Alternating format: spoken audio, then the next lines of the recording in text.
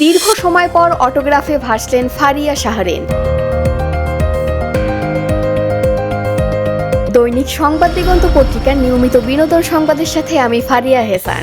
বর্তমান সময়ে সেলফির যুগে অটোগ্রাফ নেওয়া প্রায় বিলুপ্ত, তবে সম্প্রতি এই প্রথা রক্ষা করলেন জনপ্রিয় অভিনেত্রী ফারিয়া শাহরিন। ব্যাচেলর পয়েন্ট খ্যাত এই অভিনেত্রী একটি ব্র্যান্ডের শপে গেলে এক ভক্তের অটোগ্রাফের আবদার মেটান এবং নিজে দীর্ঘ সময় পর আবার অটোগ্রাফ দেন। ফারিয়া সামাজিক যোগাযোগ মাধ্যমে লিখেছেন, অনেক বছর পর অটোগ্রাফ দিলাম এক সেলসম্যান ভাইকে। এই যুগে কে আর অটোগ্রাফ চায়, সবাই তো সেলফি চায়, কিন্তু তিনি যেন ব্যতিক্রম। এই পোস্টে তার ভক্তরা আবেগ ও প্রশংসায় ভাসছেন। ফারিয়ার এই ছোট্ট প্রয়াস একদিকে ভক্তদের আনন্দ দিয়েছে, অন্যদিকে তার ব্যক্তিগত বিনয় ও শ্রদ্ধাবোধের পরিচয়ও দিয়েছে। এখনকার সময়ে যেখানে সেলফি তুলেই ভক্তরা সন্তুষ্ট হন, সেখানে কেউ অটোগ্রাফ চাওয়ায় তার প্রতি ভক্তদের আবেগ প্রকাশ পেয়েছে।